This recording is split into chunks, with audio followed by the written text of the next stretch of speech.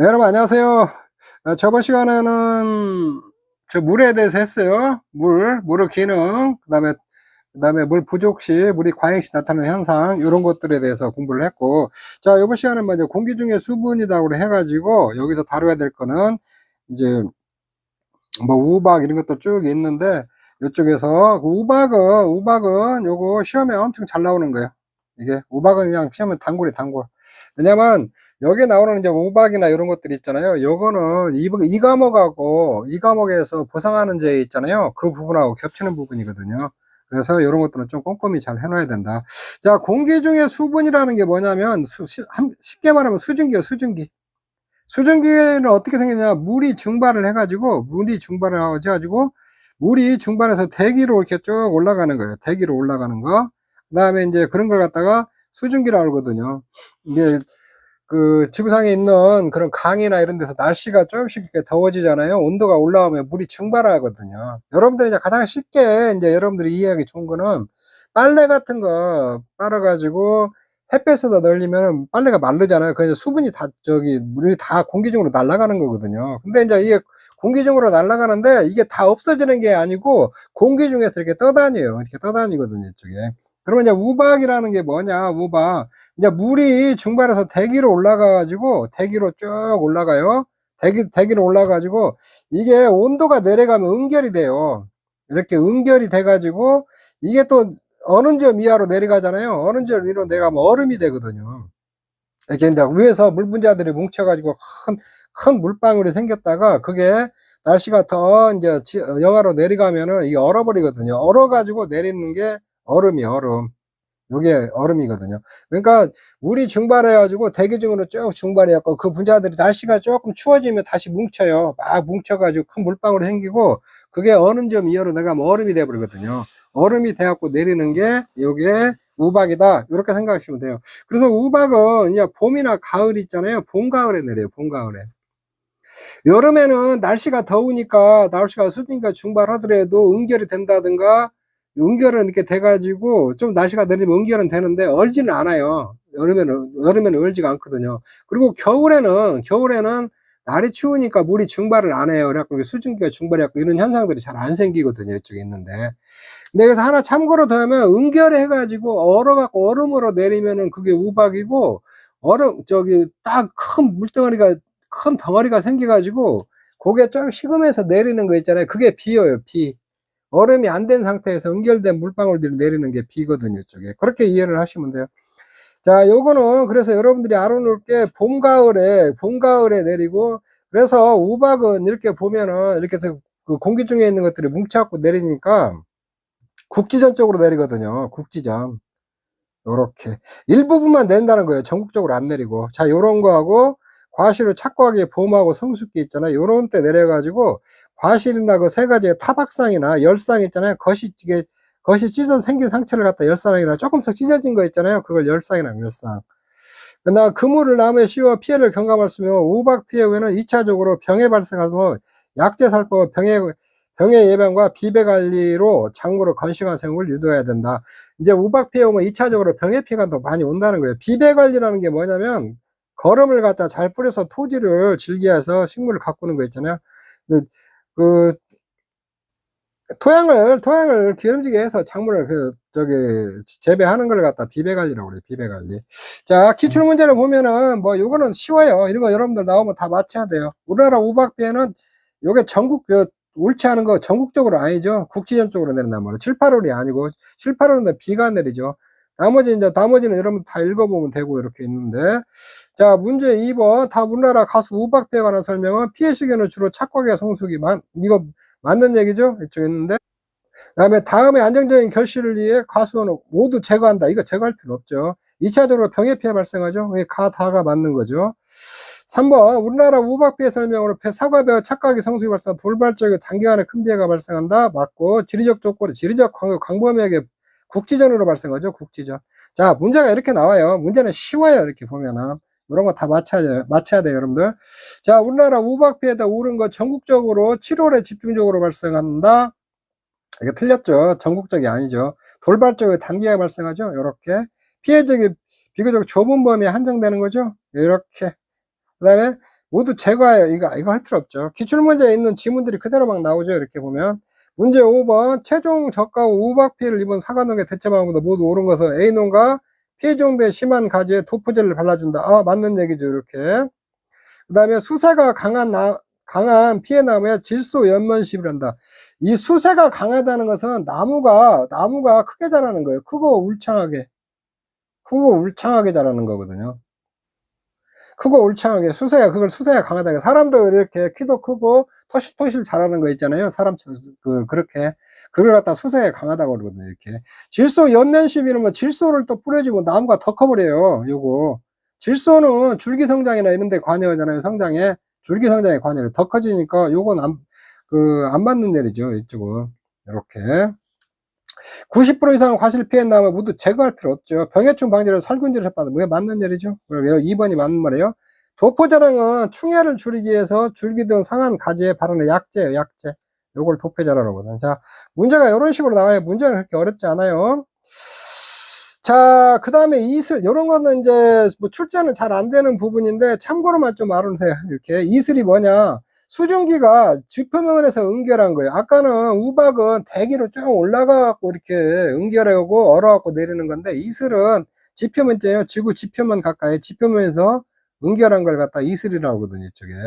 그 다음에 수증기가 지표면에서 어느 점 이하갖고 얼어버리는 거 있잖아요. 요걸 설이라고 하거든요. 설이. 자, 요 정도만 알아놓고 여러분들 읽어보시면 되고, 이쪽에 요게 이제 이슬 같은 것이 이렇게 있으면은 이제 여러분들이 이렇게 보면은 물방울 같은 거 있잖아요. 나무가 있으면 잎사귀에 이렇게 있으면 기공을 막아서 광합성을 저해하기도 하거든요. 이쪽에 이제 중산작용, 기공을 막아버리면 중산작용이 물이 잘 안 빠져나가겠죠. 이렇게 중산작용. 식물체가 도장한다는 거예요. 도장이 뭐냐면 질소나 수분의 과다 일조량의 부족 따위로 작물의 줄기나 가지가 보통 이상 길고 연하게 자르는 것 갖다가 도장한다는 거. 이렇게 웃자란다거나 도장한다는 똑같은 얘기예요. 그냥 가늘고 이렇게 크게 자란다는 거예요. 이건 질소가 이렇게 과다나 수분이 과다한다든가 일조량이 부족할 때는 서로 햇빛을 광합성을 해야 되니까 서로 햇빛을 받으려고 이렇게 쭉 커지거든요. 이쪽에 이런 걸 도장이라고 한다. 이렇게 조금 이해를 하시면 될 것 같아요. 안개는 뭐냐면 물방울이 대기 중에 떠다니는 거예요. 중발은 수증기들 있잖아요. 요게 대기에 이렇게 떠돌아다니는 걸 갖다가 안개라고 하거든요. 안개. 이 정도 알아놓으시고, 비는 수증기가 대기에서 큰 물방울이 와서 내리는 거 있잖아요. 얼어갖고 내린 게 얼음이고, 안 얼고 이렇게 큰 물방울들이 막 뭉쳤다가 내리는 거 있잖아요. 요런 거 갖다가 비거든요. 비료 성분이 있고 천연 영양분이 있어요. 그냥 토양 수분의 공급원이 된다. 요거.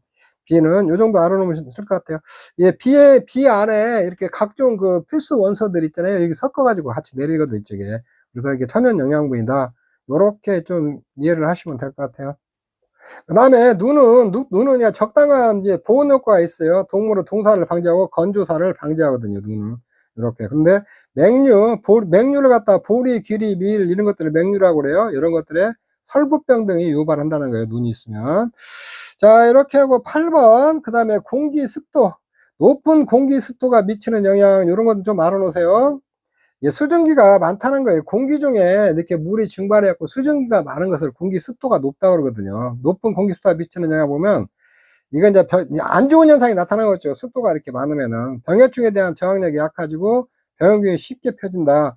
작물의 개화와 수정, 꽃이 피고 암수가 교배하는 걸 수정이라고 해요.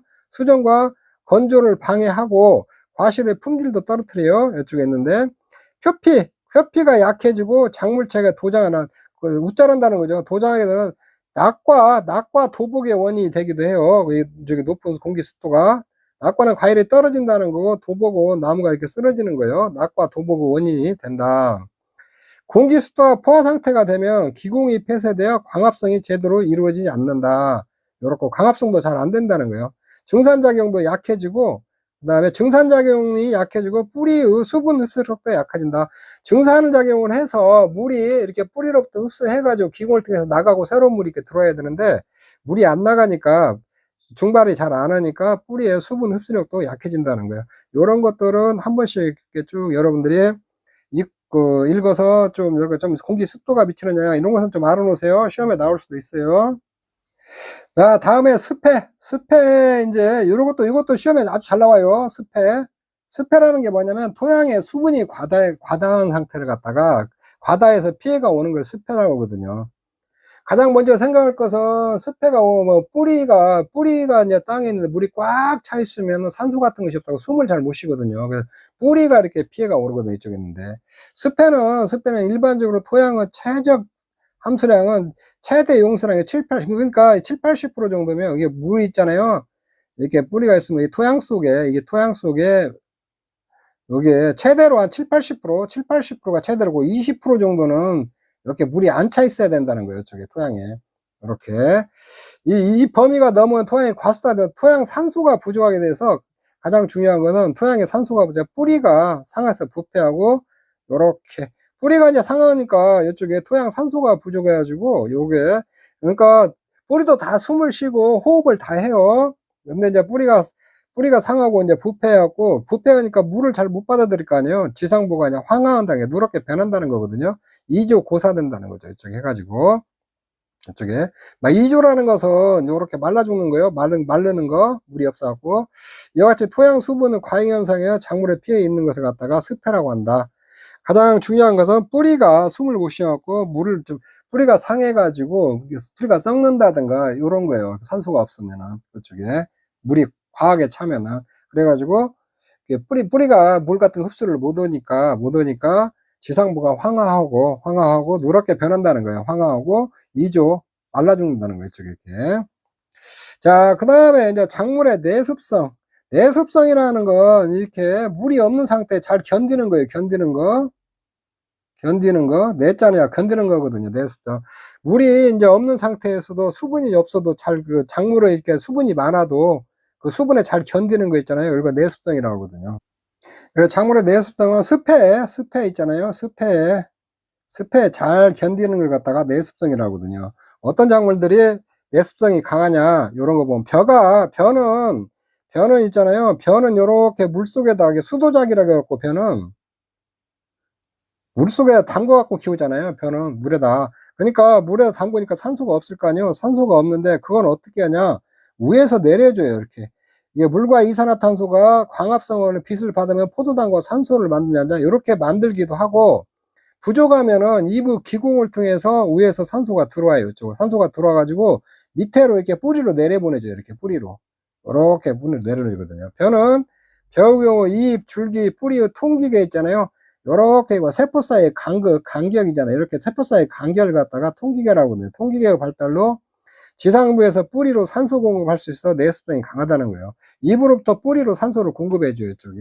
그래서 벼는 이렇게 습해에 강하다는 거죠. 이렇게 이쪽에 그렇게 아시면 되고, 통기계라는 것은 세포 사이 이런 것들도 다 세포로 돼 있어요. 이 세포 사이 간격이 이렇게 있잖아요. 좀 세포 사이 간격이 발달되어 있다는 거예요. 이렇게 조금. 그래서 이렇게 위에서 밑으로 이렇게 산소들이 잘 내려온다는 거예요. 이쪽에 있는데, 또한 자, 뿌리 조직이 목화한 것이 있잖아요. 내습성이 강하다는 거예요. 목화라는 것은 식물의 세포벽에 단단한 목질을 이루는 현상이 있잖아요. 나무처럼 조금 단단해지는 거예요. 이거 식물의 세포벽이라는 건 이게 식물의 겉에 있잖아요. 겉이 뿌리 조직에 뿌리 같은 데 있잖아요. 요렇게 있으면 이 뿌리 같은 데 나무처럼 이렇게 좀 단단해졌다는 거예요. 세포벽이 단단해졌다는 것은. 그것을 갖다 목화했다고 그래요. 목화가 파나 양파, 당근 있잖아요. 이런 것들도 목화해가지고 내습성이 강하다. 이렇게 좀 여러분들이 알고 있으시면 될 것 같아요. 부정근의 발생력이 큰 것이 내습성이 강하다. 정상적인 뿌리가 아니라는 거예요. 부정근이라는 것은 원래 뿌리라는 것은 땅에서 이렇게 나야 되는데, 이렇게 막 줄기나 가지에 뿌리가 나오는 것들 있잖아요. 이런 걸 갖다 부정근이라고 하네요. 줄기나 잎다에 생기는 뿌리 있잖아요. 이런 걸 부정근이라는데, 이런 것들도 내습성이 강하다는 거예요. 이제 습해에 잘 견딘다는 거예요. 이쪽에 있는데. 환원 상태에 의한 저항성이 큰 작물은 내습성이 강하다. 환원 상태라는 게 뭐냐면 산소가 적은 상태. 산소가 적은 상태에 저항성이 크다는 건 산소가 없어도 잘 버틴다는 거예요. 환원이라는 건 여기 환원과 산호가 있는데, 환원이라는 건 산소를 잃는 거, 잃는 거. 그 다음에 산화는 산소를 넣는 거. 그래서 쉽게 얘기해서 환원 상태면은 산소가 없는 상태고, 산화 상태다. 그러면 산소가 많은 상태다. 이렇게 생각하시면 돼요. 이쪽에. 환원 상태에 대한 산소가 없는 상태에 저항이 큰 거 있잖아요. 내수성이 강하다. 그러니까 물이 꽉 차 있으면은 산소가 없으니까 산소가 없어도 잘 살아가는 거 있잖아요. 살아가는 식물들이, 내습성이 강하다는 거예요. 이쪽에 이런 것들 그렇게 어려운 얘기는 아니니까 여러분들이 쭉 이렇게 읽어보시면 돼요. 한 번씩. 이런 거. 그 다음에 이제 습해 대책이란 습해가 생겼을 때 어떻게 되냐. 가장 먼저 해야 될 게 배수를 해가지고 물을 빼내야 될 거 아니에요. 이거 습해의 기본 대책이죠. 물을 잘 빼내야죠. 이쪽에 있는데. 정지라는 것은 작물을 심기 전에 밭이나 농을 골고루 고르게 다듬는 거예요. 이런 걸 갖다 정지라고 그래요. 논밭 같은데 이제 이런 데 뭐 고랑이나 이랑 같은 거 만들어갖고 작물 심기 좋게 이렇게 만드는 거 있잖아요. 요걸 정지라고 하거든요. 그래서 밭에서는 휴리부파, 이랑 재배하는 거 휴리부파, 논에서는 휴립재배, 경사지에서는 등구선 재배를 한다. 요건 알아놔야 돼요. 자, 요렇게 있으면, 요렇게 있으면, 이게 이렇게 돼 있단 말이에요. 그러면 요 위에 있잖아요. 이걸 갖다 이랑이라고 그러거든요. 이랑. 요 밑에 있잖아요. 이렇게 밑에다 이렇게 심는 것을 고랑재배라고 하거든요. 여기 이제 여기 일항 후자를 써갖고 여기 휴리부파라고 그래요. 일항재배된 거 휴리부파. 이 얘기 많이 나오니까 조금 기억해놔요. 이게 요렇게 만들어가지고 위에다 심는 거 있잖아요. 이걸 일항재배라고 밑에 골에다 심는 거 있잖아요. 이걸 고랑재배라고 하는데 이걸 휴리부파라고 그래요. 고랑구자, 고랑에다 심는 걸 휴리부파, 일항에다 심는 것을 휴리부파다. 요렇게 알아놓고 휴립재배라고 해서 요렇게 팽팽은 이하고 그렇게 심는 거예요. 그냥 요렇게 팽팽은 이하고 그렇게 심는 것도 휴립재배라고 하거든요. 이쪽에.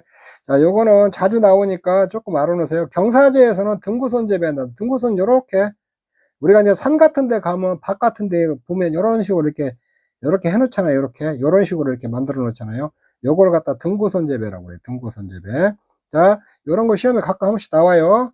밭에서는 휴리부파, 이랑, 논에서는 휴립재배, 경사지에서는 등구선 재배를 한다. 자, 시비는 비료 주는 거예요. 비료를 주는 갖다가 시비라고 내요. 근데 습해가 돼 있을 때 어떤 비료를 썼느냐, 미숙유기물 시용을 피한다. 여기 이제 이게 재배하기 보다 보면 여러분들이 용어들이 좀 낯설어서 그러거든요. 이게 다 일본에서 따갖고 일본 말이 많이 있어요. 시용을 피한다. 시용이 뭐 사용한다. 이렇게 해석을 하시면 돼요. 시용은 사용한다. 미숙유기물 사용을 피한다.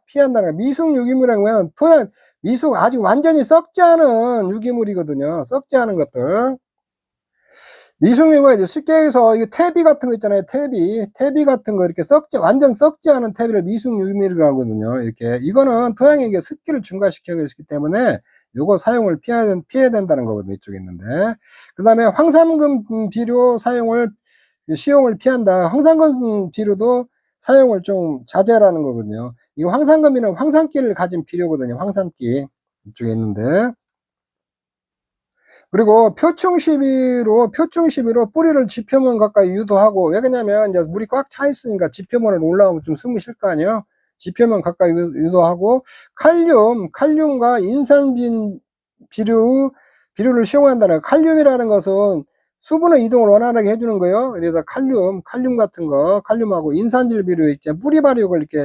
요거는 뿌리 발육을 갖다가 활성화시켜 주는 거거든요. 인산질 비료는. 요런 것들을 시용한다는 거예요. 이쪽에 있는데.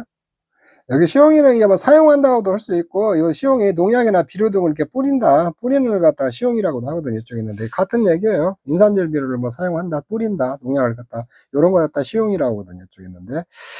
자, 뿌리의 흡수 장애시, 뿌리가 연면식이란다. 연면식이라는데 잎사귀 같은 데다가 비료나 약 그런 것들을 주는 걸 갖다가 연면식이라고 해요.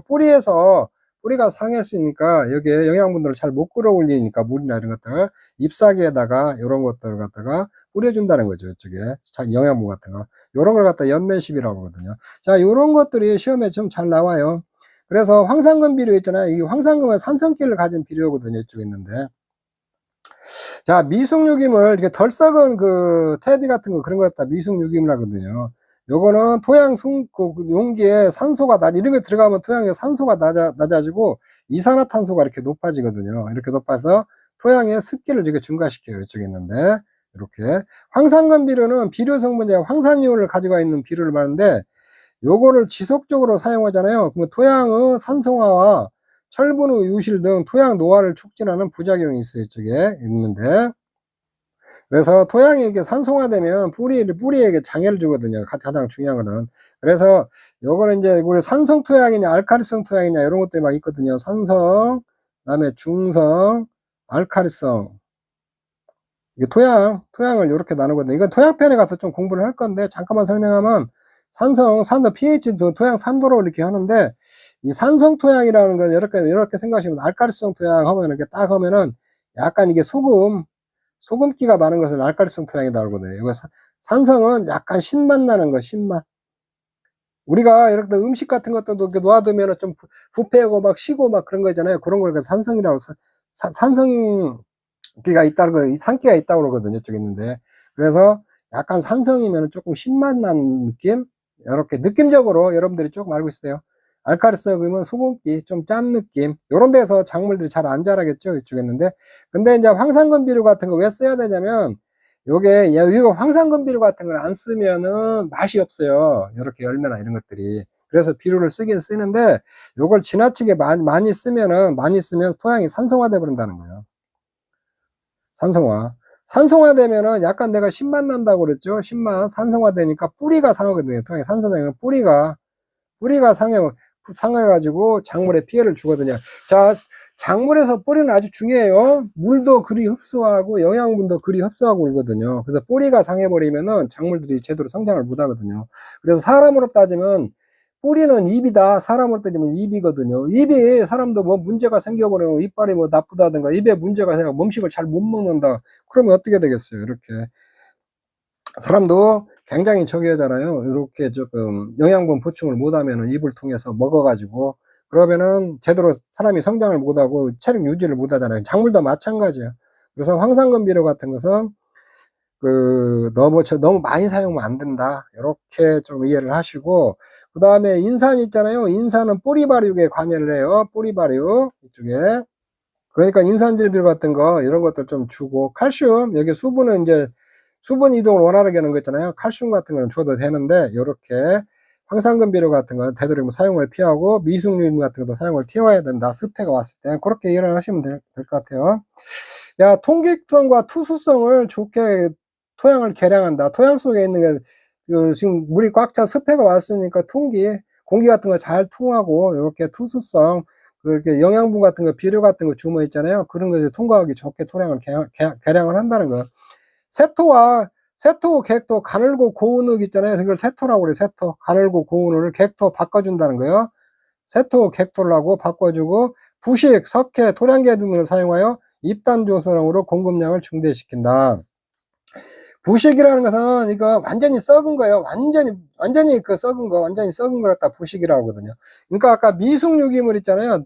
덜 썩은 것은 사용하면 안 되는데 완전히 썩은 것들 있잖아요. 이렇게 요런 것들 넣고 석회나 토량 개량들을 사용하여 입단 조성을 공급량을 증대시킨다. 입단 조성이랑 토양이 이제 입단 구조라는 게 있거든요. 입단 구조는 뭐냐면 요렇게 이게 토양들이 이렇게 짤짤하게 이렇게 뭉쳐있고 또 요렇게 짤짤하게 이렇게 뭉쳐있고 짤짤하게 이렇게 있고 이게 뭉치고 또 이렇게 뭉치고 막 이렇게 되는 걸 입단 구조라고 하거든요.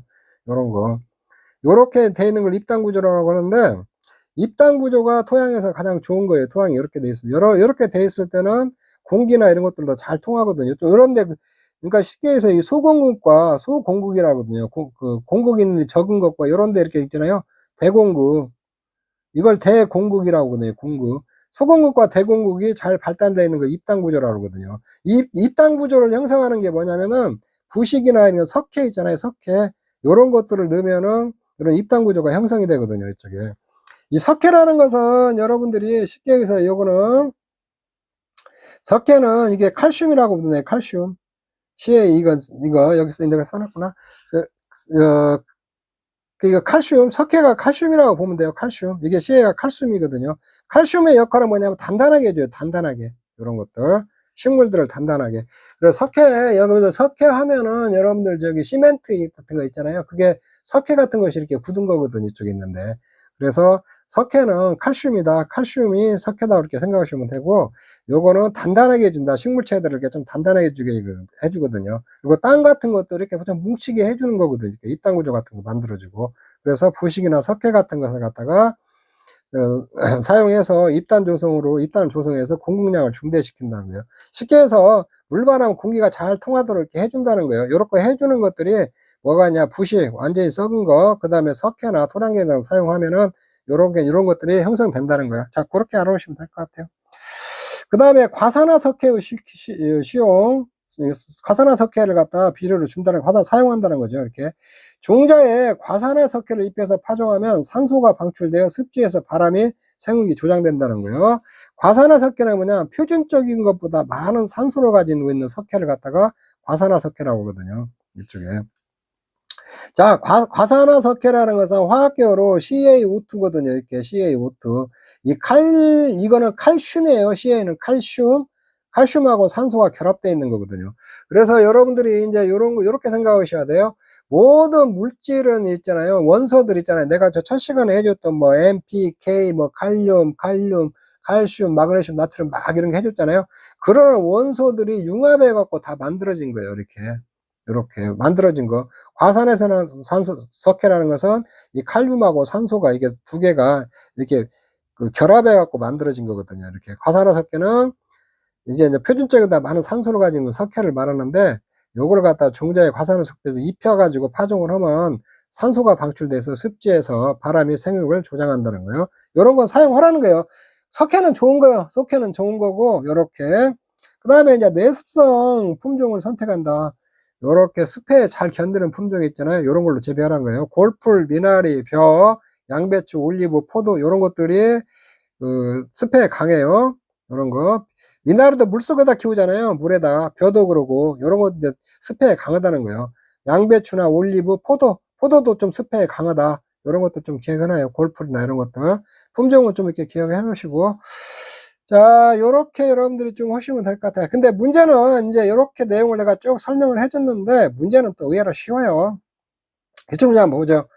토양 습해 예방 대책으로 옳은 것은, 요거 그냥 답이 통 나오네. 그냥 내습성 품종 선택해야죠. 이렇게.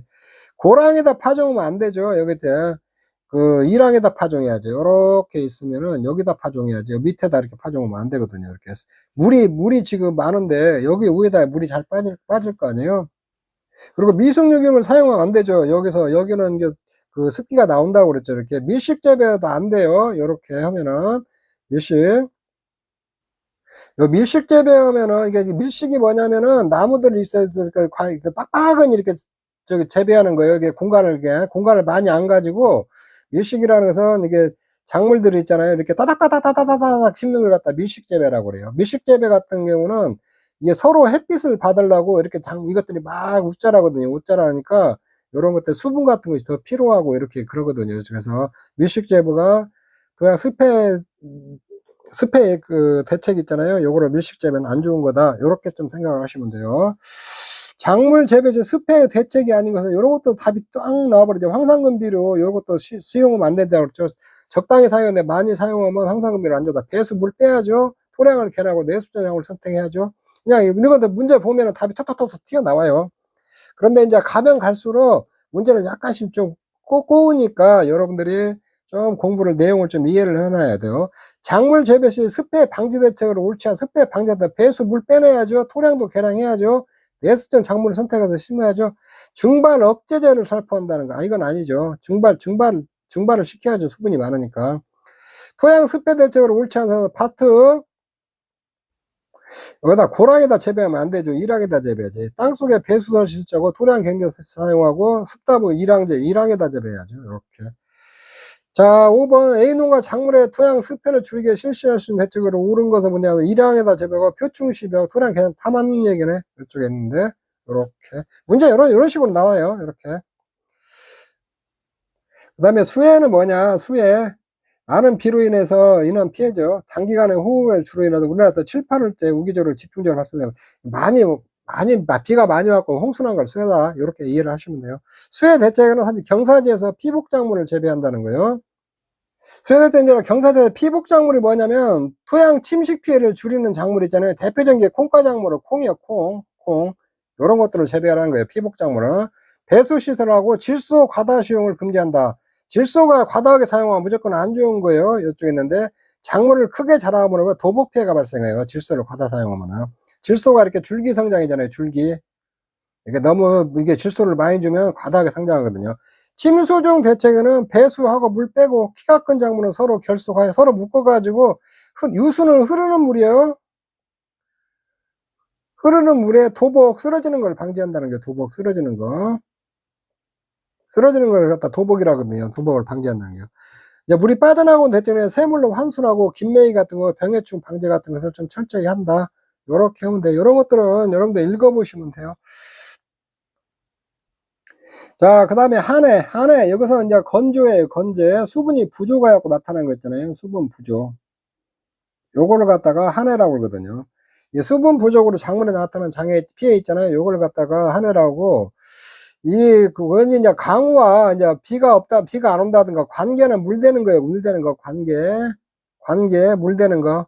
물대는 걸 관계라고 그러거든요. 관계 부족을 쓰면 수분이 충분해도 근계가 발달 뿌리, 수분은 뿌리 발달이 불량해서 시들게 되는 경우도 있다는 거예요. 한 해가 발생하는 것은 근본적으로 물 부족인데 또 뿌리가 이제 물을 흡수해야 되는데 뿌리 발달이 불량해가지고도 한 해가 이제 발생한다. 이렇게 생각하시면 돼요.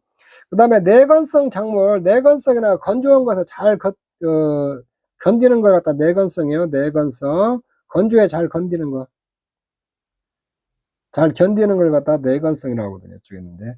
자, 요거는 잎 조직이 치밀하고 내건성 작물의 특징, 잎 조직이 치밀하고 표피에 각피가 잘 발달해 있으며 기공이 작고, 물 빠져나가 입에 있는 기공이 있잖아요. 기공이 작고, 그 수가 많은 등 기계적 쪽이 잘 발달되어 있다는 거예요. 각피라는 게 뭐냐면, 생물호 세포에서 분비하여 생긴 딱딱한 충, 몸을 보호하고 수분의 증발을 방지하는 구실을 한다. 각피, 요렇게 나무가 있으면 옆에 있는 이런 것들 있잖아요. 옆에 이렇게 껍질들, 이걸 각피라고 그래, 각피. 이런 것들이 내건성 작물 이런 것들이 잘 발달되어 있다는 거예요. 기공이 큰 거 아니에요. 기공이 작아요. 그리고 잎이, 왜소하고 나무도 작고 잎도 작다는 거예요. 내건성. 건조에 잘 견디는 사람들은. 요런 것들은 물이 이렇게 많이 안 필요하니까 잎이 왜소하고, 나무들이 왜소하고 나무나 작물들이, 이제 작물들이 키가 작다는 거죠. 잎도 이게 작다는 거예요. 그 다음에 기둥세포가 발달되어 있다는 거거든요. 그 다음에 기둥세포는 뭐냐면 잎이 말리고 펴지도록 조정하는 세포 있잖아요. 요걸 기둥세포라고 하는데 기둥세포가 잘 발달해서 탈수되면 잎이 말려서 표면적이 이렇게 축소된다는 거예요.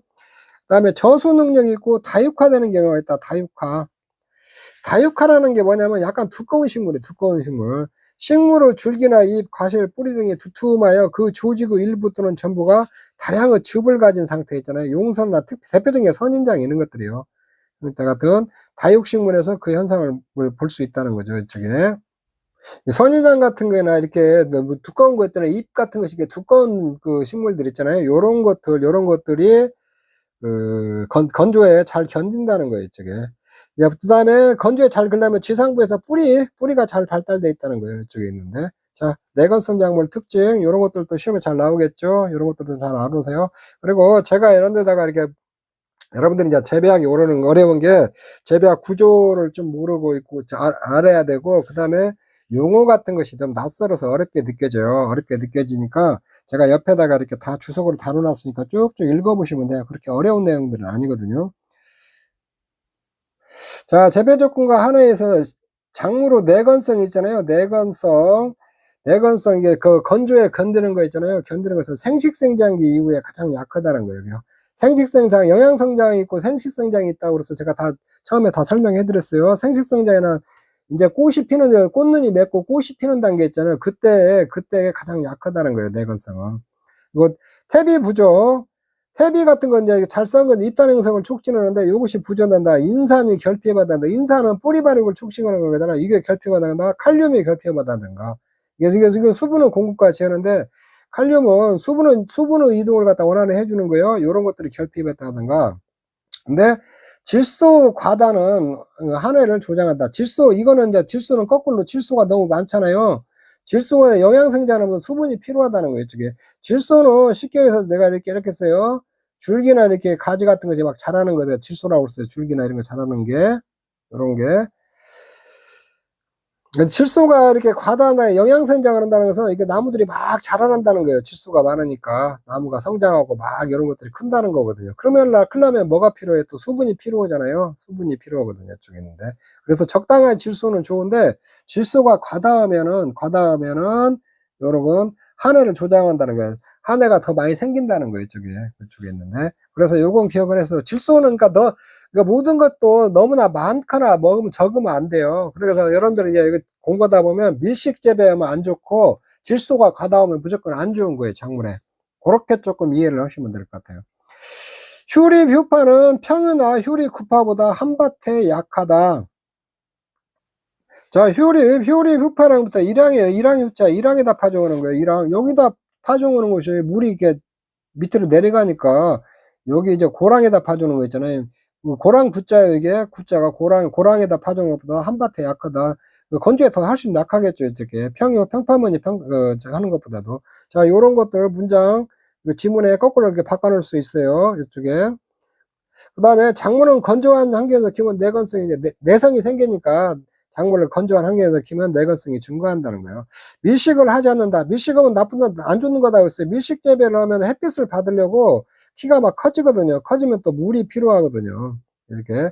그래서 밀식하면 또 뿌리 발육도 이렇게 저하된다는 거예요. 그래서 밀식은 안 좋은 거다. 이렇게 좀 이해를 하시면 될 것 같아요. 화공류는 벼나 맹류, 이런 것들은 화공류라고 그래요. 내건성은 생식세포 감수 분열이 가장 약하고, 감수 분열이라는 거 내가 좀 설명해 드렸어요. 이 N이 N으로 된다는 거, 서로 교배를 해서 자손을 생산하려고 DNA가 있잖아요. 반으로 주는 걸 갖다 감수 분열이라고 그래요. 감수 분열이 가장 적고 출수나 유수기에 그 다음으로 약하며 영양생장계인 분열기에는 강하다. 이렇게 생각하시면 돼요. 이제 벼를 하나 예를 들면 이양을 하잖아요. 이양을 하면은 이 단계가 있어요. 분할을 한다고 이렇게 일단 심어 놓으면은 이게 이렇게 뭐를 이렇게 심어요. 그러면 여기서 이렇게 뭐가 이렇게 더 생기거든요. 포기들이 이렇게 더 생기는 거 있잖아요. 요걸 분할이라고 그래요. 새끼 친다고 보면 돼요. 이걸 분할이고, 그 다음에 유수 형성기, 이제 이때는 감수 분열기라고 그래요. 감수 분열기. 이렇게. 이제 암수가 교배하려고 이런 거 있잖아요. 그 DNA 수 있잖아요. DNA가 반으로 줄을 때를 감수 분열하고, 그 다음에 출수를 하고, 이쪽에. 그 출수라는 것은 벼가 그 이삭이 있잖아요. 이렇게 벼가 이렇게 있으면 나중에 여기서 이삭이 나오거든요. 이삭들이 이렇게 나오거든요. 이삭이 이렇게 줄기 밖으로 나오는 거 있잖아요. 줄기 밖으로 나오는 거. 이삭이 줄기 밖으로 게 출수기라고 유숙기라는 거는 혹시기 읽는 게. 그래서 유수 형성이와 감수 분열기 있잖아요. 여기가 이제 건조에 가장 약하다는 거예요. 이쪽에. 가장 약하고 출수나 유수기가 그 다음으로 약하고, 그 다음에 영양생산기에 분열기 있잖아요. 분열기에는 좀 강하다는 거예요. 이렇게 화공류 같은 거. 이런 것들도 조금 기억해 놓으세요. 이쪽에 있는데. 그 다음에 이제 한 해 건조해 왔을 때 대책은 뭐냐? 관계는 이제 물 되는 거예요. 물을 인공적으로 논이나 이제 공급하는 것 있잖아요. 이런 것들은 가장 근본적인 대책이죠. 물대는 걸 관계라고 한다. 내건성 작물 선택하는 거 당연한 거죠. 이게 토양 입단 조성하고 대공구가 소공구를 많이 만들어 가지고 토양 통기나 이런 것들을 잘 통하고 이렇게 물 같은 게 잘 들어갈 수 있게끔 그렇게 조성해 준다는 거예요. 피복을 하면은 멀칭하는 거예요. 멀칭 입히는 거예요. 갖다가 수분 증발을 억제한다는 거예요. 이렇게 피복하면 중경제초 김매기 한다는 거예요. 중경제초가 김매기거든요. 김매기. 이제 표뚝에 구멍을 뚫고 모세관을 절단하고 잡초를 제거해서 증발산을 억제한다는 건데, 김매기 하면은, 요거 이제 모세관 절단해서 잡초를 제거해서 증발산을 억제한다. 요거는 드라이 파밍 바로 밑에서 좀 설명을 해 드릴게요.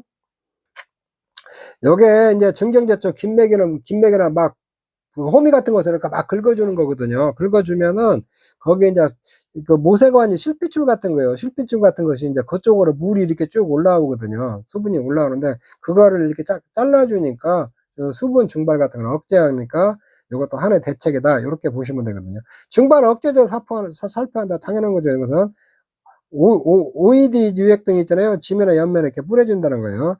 휴립, 구파, 고랑에다 파종한다는 거예요. 고랑. 그 다음에 퇴비 같은 거 주고, 인산, 이게 뿌리 발효기예요. 뿌리 발효. 칼륨, 수분의 이동을 원활하게 하는 거예요. 수분의 이동을 원활하게 해주는 거예요. 칼륨 같은 걸 시비한다는 거예요. 이쪽에. 인산이나 칼륨 같은 거. 자, 요런 것이 이렇게 대책이다. 요렇게 좀 보시면 될 것 같아요. 추가로 이제 드라이 파이밍에 대해서 좀 설명을 해드릴게요. 참고로 알아놓으세요. 휴관기에 비가 올 때 땅을 갈아서 빗물을 저장하고 재배 기간에 토양을 잘 진압하여 지하수 무관 사승을 조장해 한밭 적응력을 높이는 방법을 드라이 파이밍이라고 한다. 이게 이제 진압이라는 것은 토양 수분을 유지 목적으로 진압함 이렇게 밟아주는 거예요. 밟아주는 거 요렇게고 모관 상승 모세관 현상 수분이 작은 관을 따라 상승하는 것 같다가 모세관 현상이라고 하거든요. 이쪽에 이거 조작해서 한밭 적응성을 높이는 방법을 드라이 파이밍이라고 한다. 요렇게 그러니까 요런 게 뭐냐면 휴관기에 땅을 갈아가지고 빗물이 이렇게 안으로 들어가게끔 있잖아요. 빗물이 안으로 들어가게끔 해놓고 거기를 싹 밟아줘요. 밟아주고 이게 밟아주면은 나중에 이제 그 모관 상승을 이렇게 조장해가지고 한해 이렇게 있잖아요. 적응성을 높이는 방법을 갖다가 드라이 파밍이라고 하거든요. 요렇게 모관 상승이라는 게 뭐냐면 요렇게 만약에 컵에다 이렇게 있고 있잖아요. 요 안에다가 이렇게 빨대 같은 거 하나 딱 꽂아요. 꽂으면 열이 이렇게 물이 쭉 올라오거든요. 요런 걸 갖다가 모세관 현상이라고 하거든요. 모세관.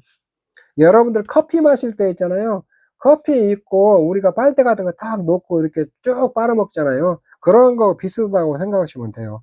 이렇게 컵 같은 데다가 이렇게 하고 안에다 이렇게 이제 공간 있는 거 있잖아요. 이거 꽂으면은 이쪽으로 물이 쭉 올라오는 걸 다 모세관 현상이라고 하거든요. 이쪽에. 그 다음에 이제 모세관 현상 설명했을 때 요런 거예요. 요렇게 있으면 비 왔을 때 땅이 있잖아요. 땅을 갈아가지고 빗물을 안에다 저장하고 요거를 막 밟아줘요. 이게 빗물을 이렇게 안에 들어가고 요렇게 논을 이렇게 갈아고 공간을 만들면은 이쪽에 비가 오면 그쪽으로 이렇게 만약에 이렇게 싹 갈아줘요. 갈아주면 공간이 생기면은 그쪽으로 물이 들어간단 말이에요. 빗물 같은 것이 들어가면은 그걸 싹 밟아줘요. 이렇게 밟아주면은 이게 맞는 걸 진압한다고 하거든요. 진압이 이렇게 밟아주거든요. 막 밟아요. 딱 밟으면은 요렇게 가느다란 관들이 있잖아요. 가느다란 관들이 생겨요. 이게 요걸 모세관이라고 하거든요. 모세관. 가느다란 관들이 있는데 열이 이 관을 타고 물이 올라와요. 물이 땅속에 있는 물이 이렇게 줄기를 타고 이렇게 올라오거든요. 요런 것을 갖다가 드라이 파밍이라고 한다. 요렇게 여러분들이 이해를 하시면 돼요. 요렇게 물이 이렇게 밑에서 위로 이렇게 쭉 가느다란 줄기를 타고 올라오는 거, 요런 걸 갖다 모세관 현상이라고 그래요. 모세관 현상. 그러니까 드라이 파밍이라는 것은 평상시에 이렇게 땅을 이렇게 쭉 갈아가지고 있잖아요. 공간을 만들어갖고 그쪽으로 비가 오면 물이 저장되잖아요. 저장되면 그 싹 밟아주면은 요런 게 가느다란 관이 생겨가지고 위로 물이 이렇게 올라오거든요. 이쪽에 있는데. 자, 요런 거, 드라이 파이밍. 이것도 좀 기억해 두세요. 자, 문제 이제 좀 풀어드릴게요. 기출문제. 작물 재배 시 건조의 대책으로 옳지 않은 것은 중경제초 한다고 그랬죠. 여기 중경제초. 김맥이죠. 김맥인데, 요거는 해주면 이게 모세관 있잖아요. 가느다란 모세관들 이렇게 잘라가지고 물이 증발하는 걸 방지하거든요. 그래서 중경제초 한다. 질소비료를 과용해서 사용하면 안 좋다고 그랬죠. 이거 답이죠, 뭐. 질소나 밀식 재배하면 안 돼요. 질소 과다 사용하면 안 돼요. 이게 무조건 그런 거 안 좋은 거예요. 내건성 작물의 품종성과 증발 억제제를 살포한다는 거예요. 작물 시 한해 대책으로 모두가 중경제초한다는 거. 그 다음 밀식 재배하면 안 되죠. 토양을 입단을 조성하고. 요게 답이네. 요거 가하고 다. 그러니까 옛날에 기출문제 나왔던 거 있잖아요. 또 나와요. 지문에 있는 것들 이렇게 보면은. 내건성 작물의 생명 특성을 모두 고른 것은 기공 크기가 증가하면은 안 되죠. 자, 문제 3번 기출 8에 이제 가면 갈수록 문제들이 조금씩 꼬아요. 내건성 작물의 생육 특성을 모두 고른 것은 일단은 내건성 작물이라는 것은 이게 건조에 잘 건드는 거 있잖아요. 옥수수나 기장 이런 것들이 내건성 작물이에요. 벼 같은 것은 당연히 아니겠죠. 이렇게 이런 것들은 그 건조에 잘 견디거든요. 이쪽에 있는데 기공 크기가 증가한다. 기공 크기가 요게 내건성 작물 기공 크기가 증가하면 안 되죠. 이쪽에 기공 크기가 감소하는 거죠. 이게 가는 아니에요. 그러면 보기에서 가 들어간 것은 일단 답이 아니에요. 이쪽에.